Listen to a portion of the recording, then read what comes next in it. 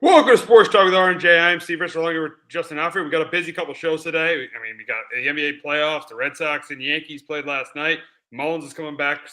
Brandon Mullins is coming back for UConn. But we got to start with what's happening tomorrow night, and that's the NFL draft. We got to start right there. We got to start with the NFL draft, and obviously at the top, we all know who number one is going to be. We knew who number one was going to be after the Raiders got the number. Once the Raiders officially got the number one pick, we knew who number one was going to be. And that's Fernando Mendoza. There's pretty much no debate with this one. This is the most obvious pick of this draft. We know at number one, the Raiders are taking Mendoza, and there's really no debate about it. They're going to take Fernando Mendoza. He probably has had the playbook since Kubiak's been the head coach. That's how obvious this pick is. So at number one, I got the Raiders taking Mendoza, and Justin, I assume you got the same. Yeah, I got Fernando Mendoza as well here. Going off the national championship game at Indiana, win the whole thing. Guy, I think he's a good player, and I think he'd be a first round pick in most years. I just don't. I watch him. I don't see number one overall. But in this year's class, where it's not as stacked, especially at the quarterback spot, and even just as a whole, I get why he's number one pick. It'll be interesting too because he ran an RPO option system at Indiana. How that kind of translates to the NFL and what Kubiak kind of plans to do with his offense. Yeah, it will be, but we'll get to that when it's time for them to name a starter. But just obviously tomorrow night, Mendoza will be the number one overall pick. But now the draft begins at number two. This draft begins at two, and it's going to be and because really the unpredictability, and the Jets have that pick, and for me, I've gone back and forth with Averill Reese and. I've gone back and forth with Averill Reese and David Bailey. I've gone back and forth with those two guys. So pretty much back and forth. But at the end of the day, I feel like it's going to be David Bailey. I think the Jets are going to take David Bailey with the number two overall pick.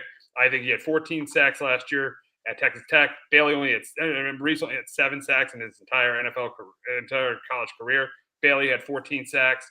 And the Jets, they desperately need an edge rusher, and they need to be a lot more competitive than they were last year. Yeah, they probably won't make the playoffs. They got to be a lot more competitive because last year, the last month of the season for the Jets was absolutely embarrassing. And that's why Aaron Glenn's first year to me was a disaster. If he has another first year like this, he has another year like he did last year, he's going to be fired. Aaron Glenn's going to be fired if he has another year like he did last year. So for me, with the number two overall pick, I got the Jets taking David Bailey. Justin, what do you got the Jets doing it to?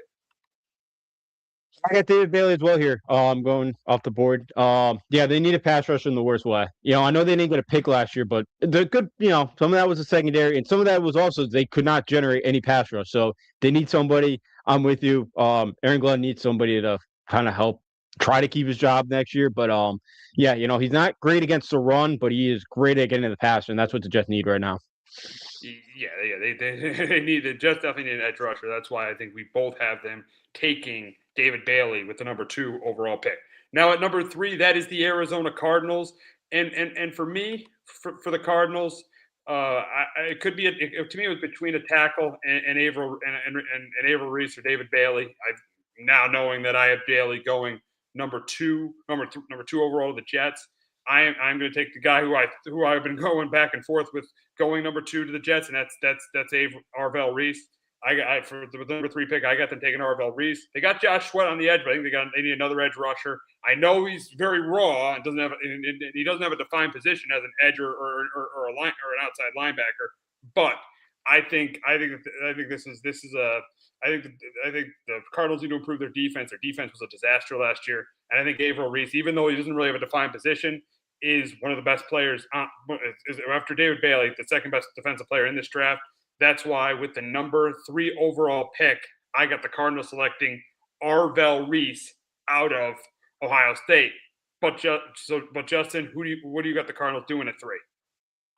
I'm going off the tackle here with Francis Manoa, the tackle out of Miami. The Cards, they definitely need a quarterback, but obviously right now they're not going to get in this draft. But why not go get your left tackle for your future quarterback, whoever that's going to be? He's still only 20 years old. Now Miami uses a ton of kind of screen heavy stuff in offense, so it's be a little bit different now. But get the guy that's going to protect your quarterback, and he's still only 20 years old, so I think the ceiling is really high for him, and he's by far, not by far, but I think he's the best tackle in this class. Yeah, my Noah would be a really good pick there as well for the Cardinals because they have a hole at right tackle as well. And I know that Paris Johnson is a good left tackle, but they got a hole at right tackle, so my Noah would make sense there for the Cardinals as well. With the number 4 pick, that will go to the Tennessee Titans. So the Titans have the number 4 pick, and for me, it came down. They really can go anywhere. I mean, it could be a defensive player because their defense was average last year. It could be a tackle. It could be a receiver. And I didn't think they completely really improved their roster that much in free agency. They signed a lot of Jets and Giants, but seeing that Tony Pollard is going to be a free agent in 2027, and seeing how good Jeremiah Love is, he's arguably the best player in the draft. With the number 4 pick, I got the Titans taking Jeremiah Love with that pick. I got Jeremiah Love going number 4 to the Titans. Justin, what do you got the Titans doing it for? Yeah, I got the Titans taking Jeremiah Love as well. Just a guy that can make you miss in space, and like even he's a big pass catcher in Notre Dame. He looks like a wide receiver as well. And again, doesn't have wasn't necessarily like a workhorse because they had Jadarian Price as well. So he never had over 200 carries in a year. So like he's still pretty fresh too coming into the NFL. For a guy that you potentially get this high. So I would Titans to get Jeremiah Love at running back. I think Jeremiah Love. Yeah, I think that would be a really good selection for them. Get a running. I know Tony Pollard is pretty good, but get a running game for Cam Ward. I think that would be a really really good thing for the Titans. I think that would be really good for the Titans. Now moving on to the Giants. Moving on to the Giants at 5. For me, I think it's going to either be it's going to either be it could be a wide receiver here in Jordan Tyson rumors, but I think Jordan Tyson is a little bit too high. I think Jordan Tyson's too high for that spot.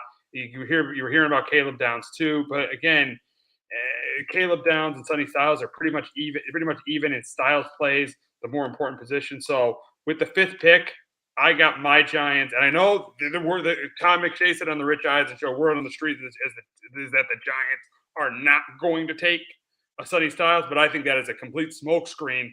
So the Cowboys don't move up to 4 and take him. Don't move up with the Titans to 4 and draft him. I think it's a total smokescreen. That's why, with the number 5 overall pick, I have my Giants drafting Sonny Styles out of Ohio State. Justin, what do you got the Giants doing at 5? Marvell Reese, the edge guy at Ohio State, moved around a lot at Ohio State at different spots, so he can kind of be used anywhere. I know you got Thibodeau and Carter, but Carter didn't really totally look like a top pick, last year. I know Thibodeau hasn't totally been up to the guy that you once thought he could be. But one of the guys doesn't have a ton of pass rushing moves yet in his repertoire, but I think you could kind of move him all over, play a couple different positions. I think it'd be a good addition to the Giants defense.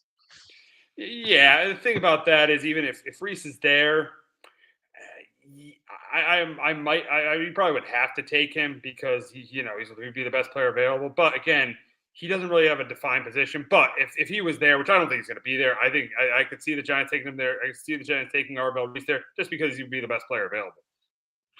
Yeah, yeah, absolutely. He'd be the best player left on your board, and you could use some help defensively there. So yeah, if Arizona ends up taking Reese, and yeah, I could see him going, Sonny Styles, or if Arizona does go off a tackle, I could definitely see Reese going there because yeah, he'd be the best guy on the board, and I do think he's got a lot of potential still. Just because now he kind of seems like he kind of found his role there last year as an edge rusher at Ohio State. Yeah, but also what could happen here is say like he falls and a team like the Saints or the Chiefs wants to trade up. I could see the Giants trading down and getting maybe an extra pick in the second round, or maybe a 3rd round pick if that is the case. Yeah, which I think there's some really good guys you could probably get in the 2nd, 3rd round in this huge draft. So if that's the case too, I think the Giants could do very well. And so, as a Giants fan, you guys could use some talent right now, some more talent right now, and use some extra picks and hopefully hit on them. So that wouldn't be the worst case scenario either for the Giants if they're able to kind of do that trade back. And you already got a pick in the top 10 too. So you move back a little bit. I don't think that's the worst case scenario if you could hit on the 2nd, 3rd round guys. Yeah, it definitely is not. It definitely is not for the Giants right now. We'll have more on the Giants later on, but we'll move on to the Browns, who have the number 6 overall pick, and I think they should take a tackle here, but I have a feeling they're not going to do that. I have a feeling they're not going to do that because I've been reading the odds on who they're going to take, and the odds look, and it looks like reading all the odds, it looks like they're going to take Carnell Tate, and I'm going to agree because they're thin at receiver, so I'm going to agree with what's happening with what the odds say. And with the sixth overall pick, I'm going to have the Browns taking Carnell Tate. It does make sense because their receiving core is very thin outside of Jerry, is not very deep outside of Jerry Jeudy. And you want to get either crazy. We're saying this either Shedeur Sanders or Deshaun Watson, a guy. So, but I'm gonna go with Carnell Tate here with the sixth pick. I got the Browns taking Carnell Tate. Justin, who do you get? What do you get the Browns doing at 6? I'm getting Carnell Tate too here. Staying pretty close where he went to school. Yeah, I'm with you. They could have gone offensive line here as well, but they do have another pick later on the first round, and maybe that's where they address their needs. But he's such a great route runner. He's got great hands, and he's got a and just he's a very explosive guy that could blow by defensive back. So I think for Cleveland, they really haven't had a difference maker wide receiver in quite a while off the top of my head. So they really haven't. It's been a long time since the Browns. I mean, probably the Josh Gordon. I mean, that 1 year Josh Gordon had. Yeah. In 2013. Yeah, probably. And he would have been even better if he could. If they're off the field something and kind of happened. So that's been 13, 14 years since Josh Gordon. So it's been a while for Cleveland. I know the quarterback spot hasn't helped, but it's not like they've drafted it's not like they've had any wide receivers go elsewhere and really totally blossom either. So the Browns could really use a wide receiver to be a huge difference maker for them. They definitely can. Now we will go to number 7, and that is the Washington Commanders. And for me, there's places they could go. I think if Carnell Tate was around, they would go there. They could go Desmond Bain, but their secondary is so bad. It's so bad last year because even in free agency, they got Adolfo Oweh on the line. They're going to have Dorrance Armstrong coming back, who got hurt in the middle of last season. So I don't think edge is as much of a need as corner is. I think corner is their biggest need because their secondary was horrendous last year. And that's why with the 7th overall pick, I got the Commanders taking Musan Deline out of LSU, but LSU because of how bad their secondary was last year. And Justin, who you got the Commanders taking at 7? Defense well, but I went Ruben Bain, the edge guy out of Miami. I think he's Dan Quinn's type of pass rusher. He's an every down guy, and he had an awesome college football playoff last year, and he played nearly 900 snaps last year. So I think Ruben Bain would be a nice fit. I thought about going secondary here as well, but I'm a big fan of Ruben Bain, and I thought he had a monster year last year, and I think he'd be a huge pick up there for the Commanders. Yeah, any defensive player would be good, big for the Commanders, seeing how bad their defense was a year ago. Now moving on to number 8, and that is the New Orleans Saints. And for them, I've been seeing Ruben Bain out there. I've seen Mansour Deline, but I think he's going to be gone. So with this pick, and I'm hearing a lot of hype about Jordan Tyson. The Giants, they met with him. Did Joe Shane had dinner with him on Thursday. So I've been because Jordan Tyson, a lot of people were kind of down on him at certain points in the draft, but you're seeing they're seeing a lot of people saying that if he could stay healthy, which is a big if he could stay healthy, he's probably the receiver that has the most upside in this draft. So, and the Saints, again, they're another team outside of Chris Olave that is not deep at receiver. So with the 8th pick, I got the Saints getting a weapon for Tyler Shuck. I got the Saints taking Jordan Tyson out of Arizona State with the number 8 overall pick. Justin, what do you got the Saints doing at 8? I went with another defensive player off the board, Sonny Styles, linebacker out of Ohio State. Another guy here that could play multiple positions, could play safety, could play off the ball linebacker. You could kind of blitz him from just about anywhere.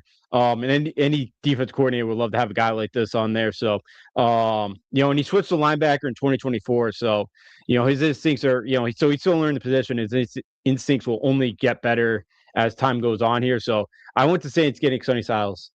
Yeah, that would be a really good pick for the Saints. Seeing that they lost to Mario Davis too, that would be a really good pick. That pick would make sense for the Saints at 8. Now, you're not going to see this team up here this much, but with the 9th pick, that goes to the Kansas City Chiefs. The Chiefs. This is probably the only time in the Patrick Mahomes. I'll guarantee you this. This is probably going to be the only time in the Patrick Mahomes year that they're going to have a top 10 pick. But they do this year, the Chiefs, with the number 9 overall pick. And for me, they need help with they need help getting as a quarterback. And they go other spots. They could take a weapon here. They could take a receiver too. But I think they need help getting or a corner because they lost Trent McDuffie. But I think they need help getting to the quarterback. I think the Chiefs need help getting to the quarterback, and that's why with the number 9 overall pick, I got the Chiefs taking Ruben Bain out of Miami. Justin, what do you got the Chiefs doing at 9? I'm going secondary with Mazur Delane, the cornerback out of LSU. Believe they had a plan when they got when they traded away McDuffie to LA. So I think they could go O line here. They could go edge rusher, but I went with Delane who could play in zone or man coverage as well. And he was a wrestler too growing up, so he can go win those one-on-one battles as well as a corner. So I went with the Chiefs here getting in a cornerback. Yeah, that does make sense. If Delane is there, that would not surprise me if the Chiefs go there, seeing that they lost that they traded Trent McDuffie in the offseason. Now, at number 10, that pick will now go to the Giants. But the reason why that pick is going to the Giants is because on Saturday night, the Giants traded Dexter Lawrence straight up for the number 10 pick. And I've been saying for 2 weeks, and you know this as well as anyone, Justin, that the only way I would accept this trade or not be upset about this trade is if it was for a top 15 pick. And it was. And I give credit to Don Aponte, John Harbaugh, and even Joe Shane for getting this second first-round pick for Dexter Lawrence. And looking at the Giants' angle of this, yes, they won't be there. Definitely thin at defensive tackle. They're going to have to address that in the draft. But they're going to be able to get a really good player with this number 10 pick. So that's why I like this trade. I do like this Dexter Lawrence trade. And really the question is for the Bengals, are they a playoff team with Dexter Lawrence? Are the Bengals a playoff team with Dexter Lawrence? And I am going to say yes. I think they are. If I look through the AFC, I think this makes them better than the Steelers. I think they're the second best team in the North. I do think they'll be a playoff team with Dexter Lawrence. I'm going to say no because is Joe Burrow going to stay healthy? Because that offensive line behind him is they're in front of him, not going to protect him again. And I thought the Giants came out. I thought they fleeced the Bengals. The Bengals got rid of Trey Henderson, so they didn't want to pay him. You just got Dexter Lawrence because he wants a new contract. Yeah. You're really going to pay him? And they gave him a 1-year extension though. They gave him a 1-year extension, but still, yeah. I mean, what would you rather have? Would you rather have Dexter Lawrence and no top 10 pick, or Trey Hendrickson and a top 10 pick? I'm going with Trey Hendrickson and a top 10 pick. I totally agree with you because you can address your offensive line needs, or you can maybe go get one of these edge rushers that are out here. So, I'm with you. I'm with you. I think I'd rather have Henderson in the top 10 pick, but that's the Bengals organization for you. That's why I feel bad for Joe Burrow. But I don't think they're going to make the playoffs because I think the Ravens will be better this year. I think the Chiefs are going to be better this year. And I just don't trust this defense still, and I just don't trust that offensive line to help out Joe Burrow. So they almost gave up 500 points last year. Joe Burrow's great, but you can't ask him to play Superman 17 weeks a year. It's impossible. Exactly. Yeah, I have them as a team that sneaks into the playoffs, but I don't have them doing anything in the playoffs. I think they knocked out in the first round, and I don't think they're a Super Bowl contender. And I think this should still, if this team doesn't get out of the first round of the playoffs or is not competitive in the first round of the playoffs, Zach Taylor should be fired. Zach Taylor should be fired. They should be looking for a new coach. But again, as you said, Justin, the Giants got the better of this deal because they end up with a top 10 pick, and now the Bengals don't have a top 10 pick. And their defense is still below average at best, even with Dexter Lawrence. Yeah, it is. He's a good player in the defensive line. He didn't have a great year last year, and I know he could be a difference maker up front, but you still, you're hoping you get the production back. But if not, this is a horrible pick or a horrible trade for the Bengals, and it's a huge whiff because they have many holes, as we've talked about. It seems like 3 years with this Bengals team that they need the offensive line, that the defense has many holes in it, and you have the number 10 pick, and you can kind of address that. And there's a couple of different spots that you potentially go. Now you're training for a defensive lineman who's coming off arguably his worst year of his career, who's about to be 29, right? 29 years old. Yep, about to be 29. Yep. Maybe you get a couple good years out of him again, but you're wasting Joe Burrow, and then to top it all off, you have maybe one of the worst head coaches in the sport. Oh, head coach should have been fired 3 years ago. Oh yeah, exactly, without question. That's the thing. The head coach is terrible. Right now, is one of the worst in the league. You're right. He should not be an NFL head coach for 8 years. It should be his 8th year as a head coach. It's just mind-boggling that guy still has a job. They kept Marvin Lewis around for what, 2 decades? It felt like. So Yeah. they just don't fire coaches. No, no, no. But that's a cheap organization, and it shows, and it makes no sense why the. I just don't understand it. I think I've been saying the last couple of weeks the Giants should just make them pound, but if there was a team dumb enough like the Bengals were to give you a top 10 pick for them, I guess you take it. Exactly. There was a team dumb enough to give them the pick, and they took it, and that's why they're picking 10th overall. And we'll get to now who they're taking at number 10. And I think if Tyson, now there's a good chance they might take Jordan Tyson. There's a good chance if Jordan Tyson is around, they might take him. But for me, with Tyson off the board for me, and this guy is still here, Caleb Downs, I think it's pretty obvious the Giants take Caleb Downs. And that's why with the 10th overall pick, I got the Giants taking Caleb Downs out of Ohio State. Justin, what do you got the Giants doing at 10? Yeah, I got the Giants going Caleb Downs here. You could go a couple of different spots. You could go get a Jordan Tyson as well here, but he's been arguably the best safety in college football since he stepped on the field in 2023 at Alabama, and he's very versatile. That he could kind of play against the slot corner as well. So I really like Caleb Downs. I think he'd be higher if like he played like cornerback, like a more premier position in the NFL. But I'm a huge Caleb Downs fan. After week 1 against the Raiders, I don't know if you remember, I said let's tank for Caleb Downs at this point. Like I didn't realize they were gonna roll off 16 out of 17 there. But I've been a huge Caleb Downs fan, so I think Giants. I know you guys could use some help there at safety, so I went down to one of the more talented players in this draft. All right, moving on to the number 11 pick, and that goes to the Dolphins. And the Dolphins, they can go receiver, they can go edge rusher, they also go tackle. But it's tough between the three. But I chose who the best player on the board was at this point, and that's who you had go number 3, Francis Malinois from Miami. I think the Dolphins need a tackle. They need someone to protect Malik Willis. They have another first round pick where they could address edge rusher or receiver. So with the 11th overall pick, I got the Titans taking the tackle out of Miami, Francis Malinois. Justin, what do you got the Dolphins doing at 11? I got a little Gerard McCoy, the cornerback out of Tennessee. Missed all last year, the 20 ACL, but it was all SEC in 2024. Could be a good landing spot because they don't necessarily need to rush him back because they're going to be bad next year. But guy too that had 8 penalties in 2024. So that's not great, but he is great finding the ball at its highest point. So I think he's a really good cornerback when healthy. In the Dolphins too, there's no need to rush him back next year, and you can make sure he's fully healthy before getting on the field. Absolutely, because the Dolphins are definitely in a rebuild going into this season. Now we got the Cowboys at number 12, and the big question is, are they really going to stay at 12? Because I've heard rumors they're going to move. They're going to try to move up to get a Sonny Styles or a Caleb Downs.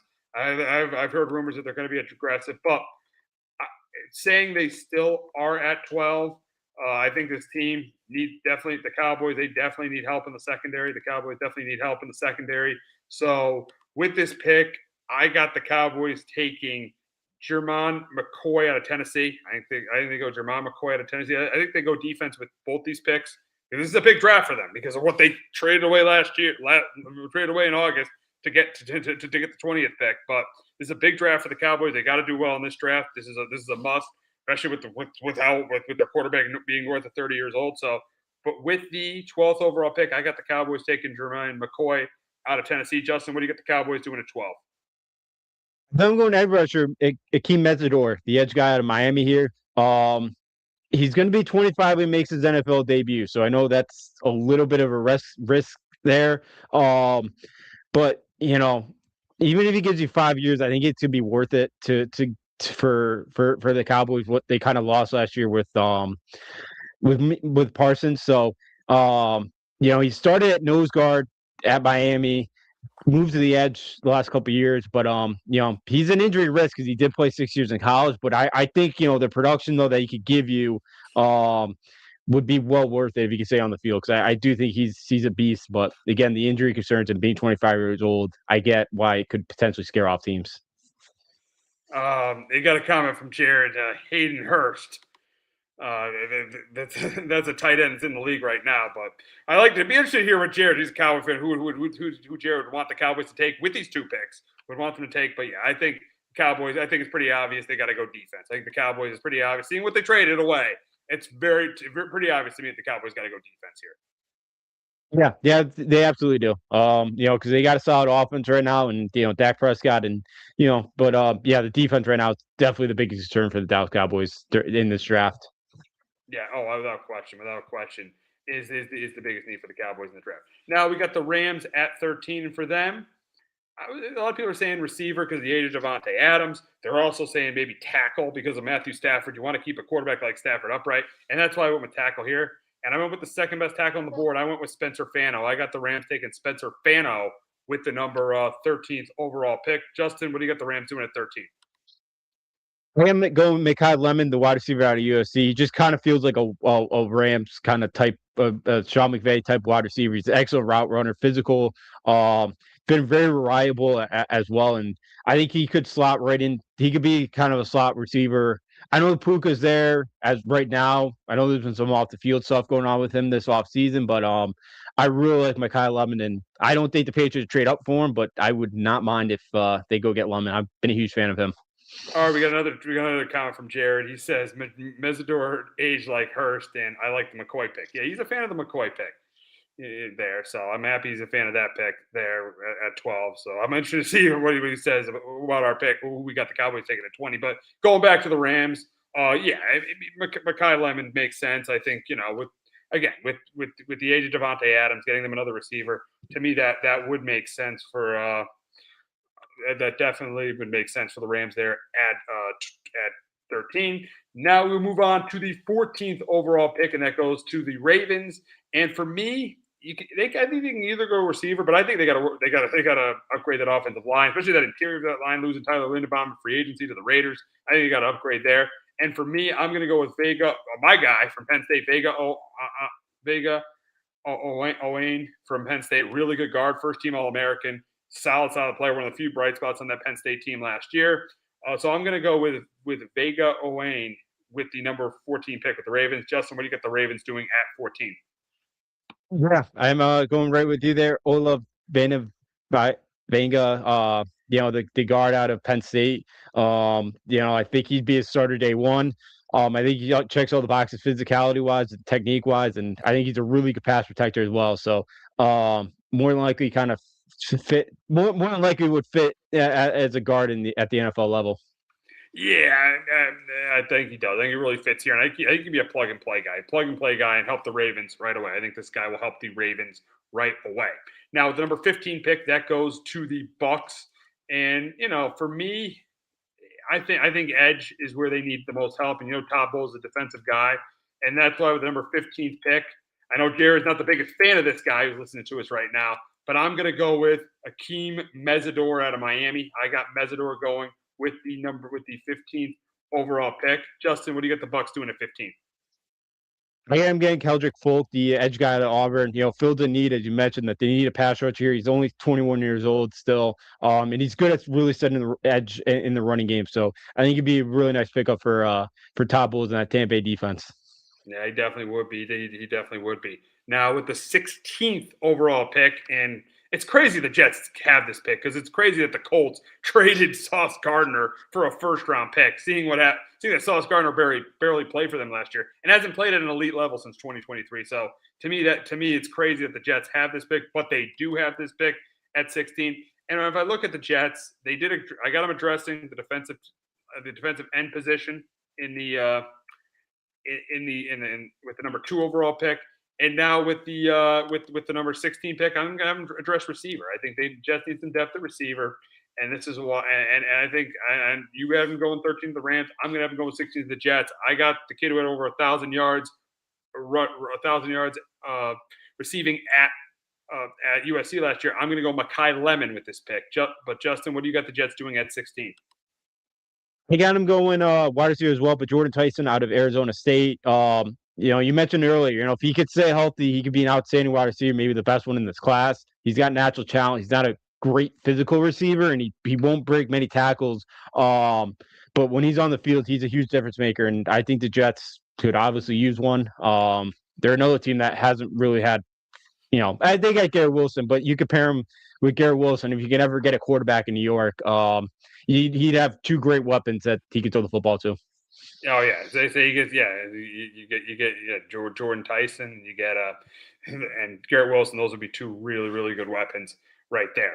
Now we move on to number 17, and that is the Detroit Lions. I think it's pretty obvious they're going to go offensive line here, and with the Penn State guy off the board, I think it's pretty. I think they go tackle here, and I got them taking the kid from Georgia. I got the kid taking losing Taylor Deckard. I got them taking the kid from Georgia to replace him. I got Monroe Freeling out of Georgia in this spot. I got him. I guess the Lions definitely need to upgrade that offensive line, especially with an unbelievable quarterback like Jared Goff. So I got the Lions taking Monroe Freeling. But Justin, who do you got the Lions taking at 17? Same pick as you, Monroe Freeling, the guard or the tackle out of Georgia here. Yeah, with all the retirements that the Lions had across their offensive line, feels like they got to replenish them some way. More than likely they throw this guy at left tackle, second team All SEC last year, really great in pass protection as well. So, would I think be a really nice pick for the Detroit Lions. Yeah, I think Freeling would be a really good pick for the Lions, seeing that they've lost pieces on that offensive line in the last couple of years. Frank Ragnow retired. You've now lost Taylor Decker. They've lost a lot of pieces on that line. It's got to get improved to get back to their identity. They got to get back to their identity of running the football. And then what would help that is that they improve their offensive line. Now, with the number 18th pick, that pick goes to the Vikings. I think they go safety here. I think they go safety here. And I think a great pick would be. I was at the game when he had that game-winning interception against Penn State. Dylan Thiemann out of Oregon. I was there when he had that game-winning pick again. I was at the whiteout when he had that game-winning pick against Penn State. That's why I'm going to take him here. I'm going to take Dylan Thiemann with this pick. I got him going number 18 to the Vikings. Justin, what do you got the Vikings doing at 18? Same pick here too. Dylan Thierman, the safety out of Oregon, a guy who could be a weapon in Florida's defense because his versatility and coverage, and he's really good at creating turnovers, which Florida's defenses usually do a very good job of, and very high Q as well. Can play multiple spots across the secondary. So I'm with you here, going safety. I think would fit really well in Florida's defense. Oh yeah, that's the thing. Brian Flores. They lost Harrison Smith, so I think this would make sense. Yeah. I think he would be a really really good chess piece for Brian Flores to play with. I think he would be really good for Flores to play with. With the number 19th pick, that goes to the Carolina Panthers, and I know they took a receiver last year, but I got them going receiver again. And I got them taking Omar Cooper out of out of out of Indiana. I got them taking Omar Cooper out of Indiana with that pick. I think they upgrade that receiving. I think they upgrade that receiving core, and a huge year for Bryce Young, and a year where Bryce Young has got to be really good if he wants to be the friend. He was very up and down last year. This is a year of Bryce Young's got to have a good year. I can give him another weapon. I got Omar Cooper going with the 19th overall pick. Justin, who do you got the Panthers taking at 19? I am going tight end here with Keaton Sadiq, the tight end at Oregon. Panthers have had a nice offseason a little bit, and I think adding another weapon here. Better receiver than he is as a blocker at this point in his career, but a guy too that's going to be able to escape defenders with his kind of speed at tight end, and physical guy too that can break tackles as well. So I love watching Sadiq at Oregon, and I think it'd be a nice pick up there for Carolina. I think he definitely would be. Now, Jared's listening to us right now. We got his Cowboys making another first round pick at 20. And this is a huge pick because this is the pick they traded, they got in the Micah Parsons deal. And if you're gonna trade away a player like Micah Parsons, you better hit on this pick. So it's very very important for the Cowboys to hit on this pick. And I getting a feeling from reading the comments, Jared's gonna like this pick. And with the 20th overall pick, I got the Cowboys taking Kendrick Falk out of Auburn. This team, I know they got Quentin Williams in that trade last year in the middle of the season, but they need another edge rusher. They're in desperate need for another edge player. I know they drafted Devin Ansaraco last year, but they're in desperate need for another edge player. And then they need to improve this defense because this defense, even though it was improved a little bit at the end of the year with Quentin Williams, it still was a really bad defense. So with the 20th overall pick, I got the Cowboys taking Kendrick Falk with this pick. Justin, what do you got the Cowboys doing at 20? I went linebacker with CJ Allen, the kid out of Georgia. Their new defense coordinator, Christian Parker, with the Eagles, had a former Georgia linebacker as well, Jacoby Dean, in his Eagle defense, and he gets another Georgia linebacker that's has a very high IQ, and he's a very versatile linebacker as well. And he's got the speed too to cover some slot receivers as well, and he's really good at blitzing as well. So I think they go CJ Allen here at number 20. You got him taking C.J. Allen. I got him taking Kendrick Falk. Jared's high on Kendrick Falk, so he's going to be happy with me. He's going to be happy with me that I got the Cowboys taking Kendrick Falk at 20. Now, with the number 21 overall pick, and I think this is so obvious where the Steelers are going to go because it looks like Aaron Rodgers is going to return. It looks like he's going to return. And let me tell you, if they're going to do anything, if they're going to do anything with Aaron Rodgers, they absolutely need to protect him. If you watch that playoff game, he was not protected at all. The Steelers only scored 6 points in that game. The Steelers only scored 6 points in that game. So this is an obvious pick that they got to go offensive line. And with the 21st overall pick, I got the Steelers taking Caden Proctor out of Alabama with that pick. But Justin, what do you got the Steelers doing at 21? Would tackle as well, but Blake Mill, the kid out of Clemson, played all 4 years there. Was a starter all 4 years at Clemson. Played over 37,000 snaps. Snaps at Clemson, would fit right in at right tackle for him. Played most of his Clemson career at right tackle. They moved him around just a tad, but mostly was a right tackle. And he's right now better as a run blocker than he's a pass blocker. But really established guy that's played a lot of football so far. Yeah, it looks like he is. And here's the other thing about the Steelers is they've got to address the quarterback position in this draft. I know they drafted Will Howard, but they got to draft another quarterback. If it's Carson Beck, if it's Drew Aller in the 3rd or 4th round, they need to address the quarterback position because I know Aaron Rodgers is probably going to be their quarterback next year, but he's not the long-term answer. They need to rip the Band-Aid off. They need a quarterback. You've seen what it's been like in Pittsburgh since Big Ben has left. It's a lot of all winning seasons because of Mike Tomlin, but now with Mike Tomlin being gone and Mike McCarthy being in there, and he can coach quarterbacks. We know that about Mike McCarthy. They got to rip the Band-Aid off, and they got to draft a quarterback in this draft. I know Will Howard they drafted Will Howard in the last draft, but they need to draft another quarterback. They definitely do. They should. Yeah, I'm with you. I don't think they'll go Ty Simpson here. But yeah, if it's Carson Beck, if it's one of those other guys, I saw in the offseason, I think it was right when they are high on Will Howard. It seems like they're willing to give Will Howard a shot.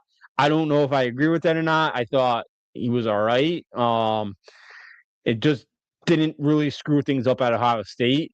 But you give them a little credit there. But I'm with you. I think they got to find their long-term quarterback because it's been a while. Do you take a shot at Nussmeier, who going to the year was like a top 10 pick?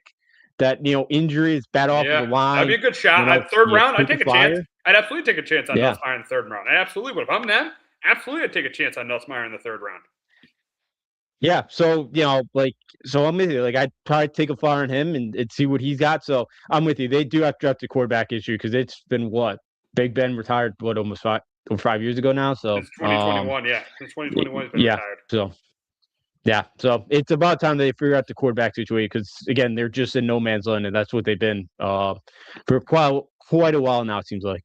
Yeah, they're pretty much the Miami Heat of the NBA. Pretty much the Miami Heat of the NFL, and you could say the Heat of the Steelers of the NBA, pretty much in no man's land, and they need to get out of that because let's be honest, they haven't been a Super Bowl. They've been in the playoffs, and they had a great coach in Mike Tomlin, but they haven't been a Super Bowl contender in almost 5-6 years. Let's be honest.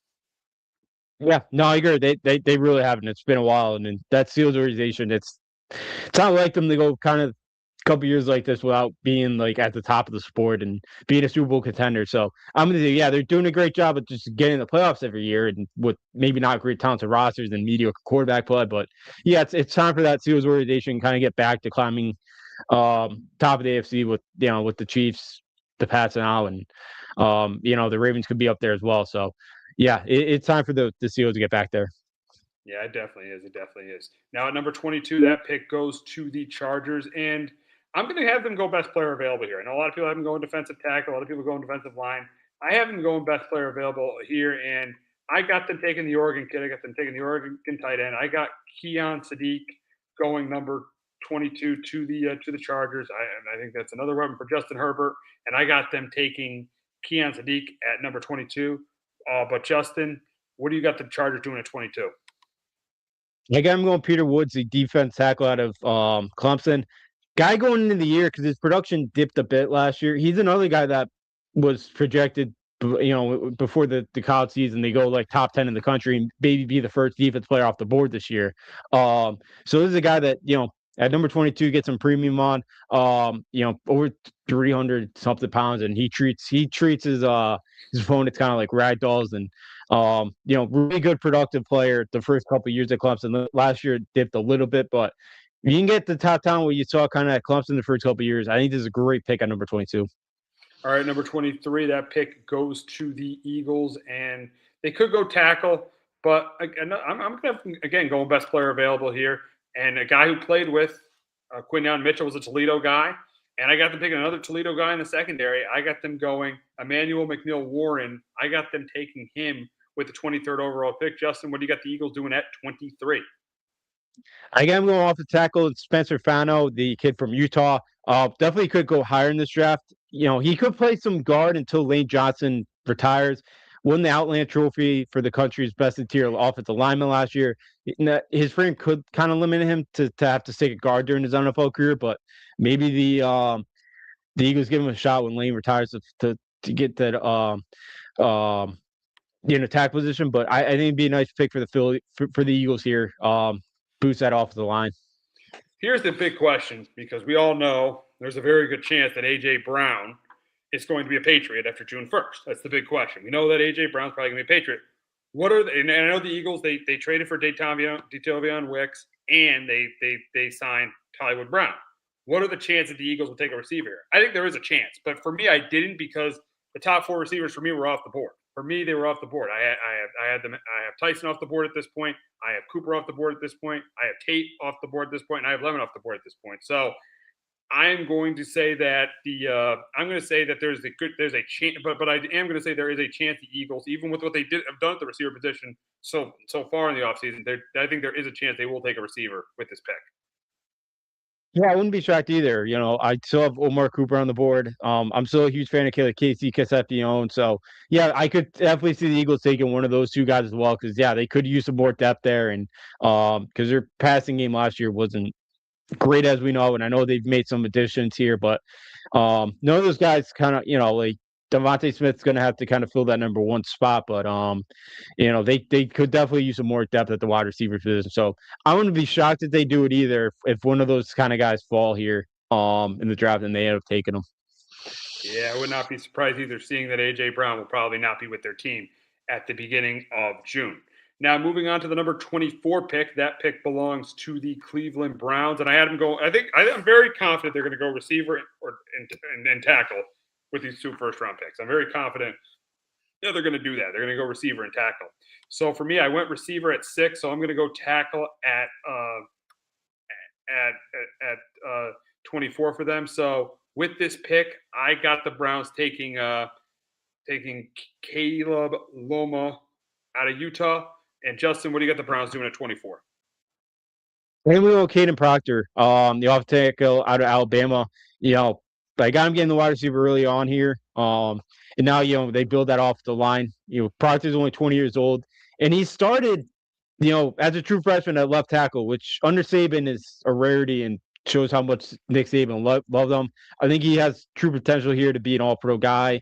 And I think he's got high potential. I know, like, the weight, he's really fluctuated on the weight, and I know that's why he's kind of not higher up in some people's mock drafts here. So I think he's got a lot of talent there for Cleveland, to protect whoever that future quarterback is for years to come.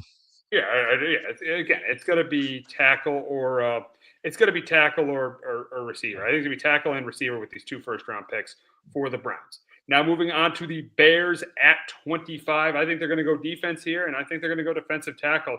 I got him going Peter Woods here. I got him going Peter Woods out of Clemson. I think he can help out on a defensive line with Montez Sweat. So with the 25th overall pick, I got the Bears taking Peter Woods. Justin, what do you got the Bears doing at 25? Yeah, I got the Bears going defensive line here with Caleb Banks, the defense tackle out of Florida. Yeah, they could maybe go edge here a bit too. But Banks has a ton of talent, but has missed a ton of time with injuries. Even got hurt during the combine as well. So I wouldn't be shocked if he ends up going the second round here, but I think he's got a ton of potential and he's got a ton of talent when he's healthy. And I could see the Bears here taking him at number 25. Yeah, I definitely could see the Bears going with the. I think Peter Woods, but I could definitely see Caleb Banks. I think the Bears are going to try to improve their defensive line at 25. Now with the number 26 overall pick, that pick belongs to the Buffalo Bills, and I think with losing Bradley Chubb, with they did get Bradley Chubb, but I think they're going to improve this line, continue to improve this defensive line, and that's why I got them taking Zion Johnson out of Missouri with that pick. But Justin, what do you got the Bills doing at 26? I'm going edge here too. Cassius Hollow, the edge guy out of Texas A&M. Buffalo, they haven't had a double-digit sack guy since 2023. Hollow had 11 and a half sacks last year.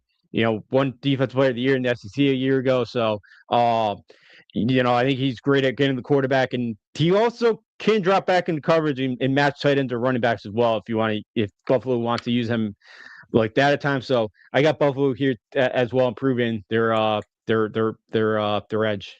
I got Cassius going late in the first round. You're going to like the team. I am going to. I'll give you that hint. I'll give you that hint. I'll give you that hint right there. Now, with the number 27 overall pick, and that pick belongs to the 49ers, I got them. I think they need some help on their offensive line. I think they need some help on their line. And I'm going to go interior O line for the Niners, and I got them taking Chase Batonomus from Texas A&M. I got them taking him with the number 24 27 overall pick. And Justin, what do you got the Niners doing with that pick? I am going offensive tackle Caleb Luma, the offensive tackle from Utah. I think he can really shine a chain in his offense because he's an athletic tackle and he'll fill Trent Williams' shoes whenever he decides to retire here. Didn't give up a sack last year and only gave up 7 pressures a year ago. So I really think Luma could fit in Shanahan's offense. Oh, I think offensive line. I'm pretty confident the Niners are going to go offensive line with their 27th overall pick. Now, with the 28th pick, I have a trade. I got Houston trading down with Arizona. I got Arizona trading back in the first round, and it's pretty obvious who you think you know where I'm. I think pretty obvious where you know where I'm going here. I got Arizona trading back into the first round and getting Ty Simpson. I just don't see. I think it makes sense because you get the extra year. You get the 5th year. So I think it makes sense that they're a quarterback needy team. Ty Simpson, yeah, he doesn't. He's not worth the number 3 overall pick. But I think he's a guy you trade back in the first round, especially in this draft, where I've heard the top 20 players are first rounders, but I've heard from 21 to 32, a lot of those guys are arguably second rounders. A lot of those guys are arguably second round picks. So I think I'm very confident that Ty Simpson will be drafted tomorrow night, and I think he goes here. I think he goes to the Cardinals at 28. But Justin, who do you have? If assuming you have the Texans keeping the 28th pick, who you got them taking in 28? I have them going getting Ohio State's Hayden McDonald. But it looks Justin, you back with us? Yeah, I think we might have lost Justin there, but it looks like his pick at 28 is going to be the. Oh, you're back? Yeah, can you hear me? Can you hear me now? Yeah, it looks like Justin has the. It looks like Justin has the. Okay. What do you got? What do you got Houston doing at 28? I am getting Caden McDonald, the defensive lineman out of Ohio State. Another Buckeye off the board. One of the best rush defenders in this class because we'll see what he has him doing at 28. We got the Texans taking Caden McDonald with that pick. Justin has the Texans taking Caden McDonald.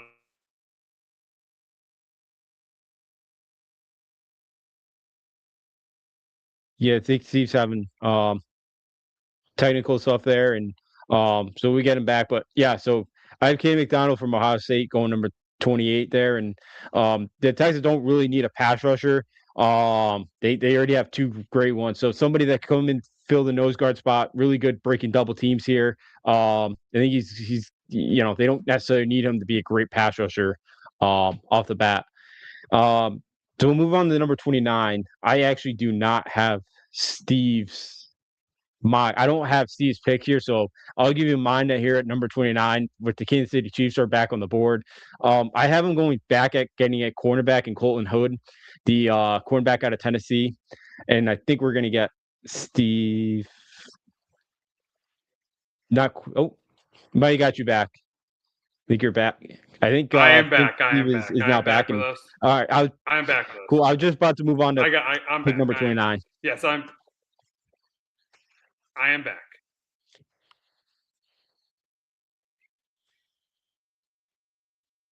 Still, All right. Yep. So with the 29th overall pick, I got the Chiefs taking Arvell Terrell with that pick. I got them taking Arvell Terrell with the pick. I think that the Chiefs, they're in desperate need of a corner after trading away. I think the Chiefs are in desperate need of a corner after trading away Trent McDuffie. So I got the Chiefs at 29 taking Arvell Terrell with that pick. I have them going corner again. I don't know. I don't think they're gonna go two corners. I think they could go another spot here with edge, but they don't have a ton of depth right now. Um, at the secondary spot. That's why I did still go with cornerback here, but only SEC player last year, a pick six and a fumble recovery for a touchdown.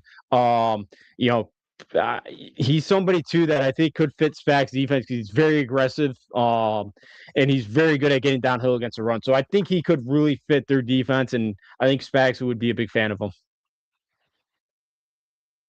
Yeah, I mean, I think Terrell, I think Terrell or Colton Hold would be really, really good picks there. At number 30, I got the Dolphins. I think they come out of this draft with a wide receiver. I think they do, and I don't have them taking a receiver in the first round with the 11th pick. So with the 30th pick, I got the Dolphins taking Denzel Boston with that pick. I got the Dolphins going Denzel Boston. Justin, what do you got the Dolphins doing at 30? I get Casey Concepcion, the wide receiver at A&M. He's got huge, combined, he's got great down the field route running chops and the ability to make kind of defenders miss after the catch on underneath routes. And he had a huge freshman year too, a couple years ago, like 845 yards. At Tennessee. So, his production never really got to the next level where you thought it would be, but he's a high level kind of starter potential here with the Dolphins that need a ton of talent after trade away Waddle and getting rid of Tyreek Hill. Yeah, I think Dolphins definitely need talent at the receiver position. Finally, we're here though. Finally, we're here with the number 31st pick, and that's with the Patriots and Justin's Patriots. And for me, I got them going with an edge rusher. I think that's their biggest need because Harold Landry's getting old. Kavion Chasen was a really good playoff game against Houston. He's a very good player against Houston. Now he's in Washington. So I think they need to address that defensive edge position. And I got the guy who got 11 and a half sacks for Texas A&M last year. I got Cassius Howell with that pick. I got Cassius Howell going number 30th overall to the Patriots. I got Cassius Howell with that pick. Justin, what do you got your Patriots doing at 31? I go going off the edge guy here too, and R. Mason Thomas out of Oklahoma. The Pats need to, as you mentioned, they need a pass rusher in the worst way here. R. Mason Thomas plays with his hair on fire. Type of kind of who can kind of clean up defensively, could wreak havoc on guys. And I think what you got inside with Barmore and Milton Williams, we kind of saw in the playoffs they really showed they struggled to get pressure good amount at times this year. So somebody too you mentioned right where Chase on could leave off. I have our Mason Thomas kind of filling that role. Yeah, they struggled to get pressure during the season. Now in the playoffs, they got more pressure because they blitzed more. But yeah, with a tougher schedule and facing better quarterbacks, I think getting an edge rusher will help because you won't have to blitz as much. Say you're facing a Patrick Mahomes, you're going to face the Chiefs this year. So you're facing him or Josh Allen. You're going to face those are 3-year games this year against Mahomes and Josh Allen. Those are 3-year games. So if the less you have to blitz against those guys, the better, and you can just get pressure rushing for the better. So that's why I think there's a reason why we both have them taking edge rushers. Yeah, absolutely. That's a need, and they have other needs here as well, like off with the lineman you could go, but like I think most of the top guys are gonna be off the board at this point. So like I don't think you necessarily are gonna get that in the first round. So and yeah, so they could maybe I wouldn't mind them going to get another wide receiver, but if one of those guys fall, like maybe like I don't have Omar Cooper going here in the first round. Maybe they end up taking a Cooper. But yeah, I think for me, like the biggest need for them is kind of getting another edge guy. Yeah, I think so. I think getting another edge guy is definitely a big need for this Patriots team. Now we'll move on to the Super Bowl champions, the defending Super Bowl champs, the Seahawks at 32. And I think they go corner here. I think they go corner. I got them taking Brendan Cease out of South Carolina. Justin, what do you got the Seahawks doing at 32? Like I'm going Jadavian Price, the running back out of Notre Dame. Seattle's been patient with the running back market. Um, so far this offseason. And I think he's got potential here to I think he's got untapped potential because again, like when I mentioned with Jeremiah Love, they shared the same backfield. They didn't really have to be a workhorse, there as well. So I think he's a guy that's fresh, ready to go. Fumbling during his career has been a little bit of a problem, but other than that, solid running back to kind of do everything on the backfield.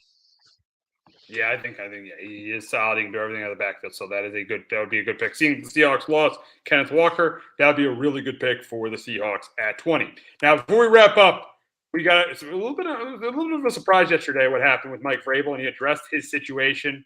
And was his situation for what happened?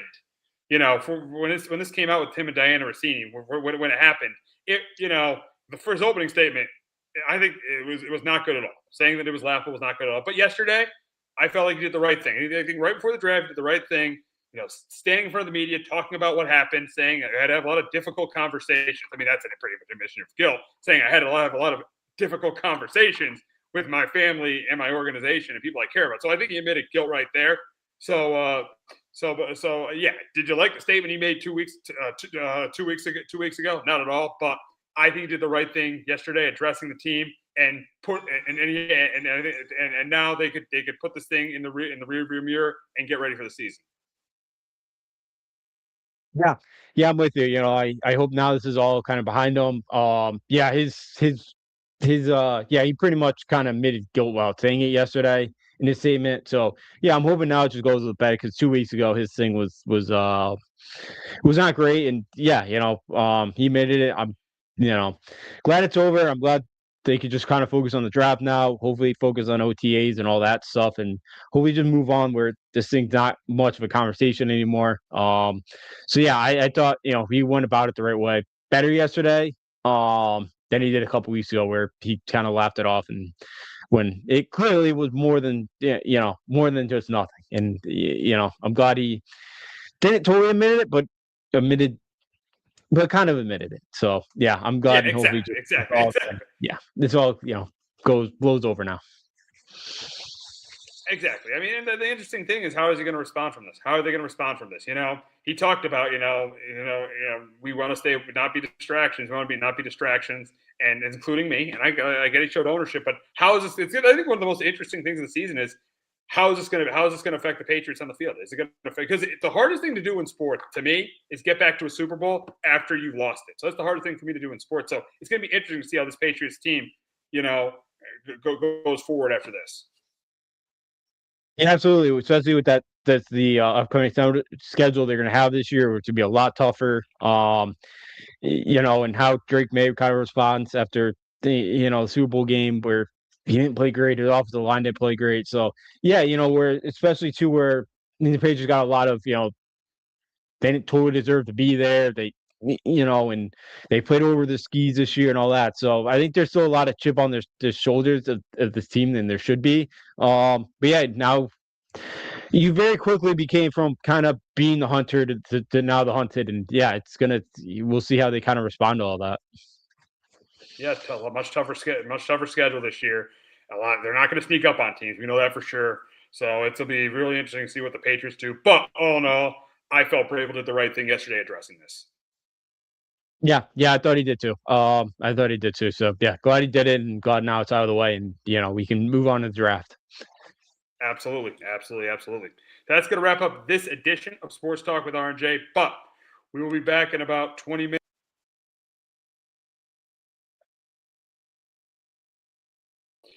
Talk about the Yankees beating the Red Sox last night. So make sure you tune in for that.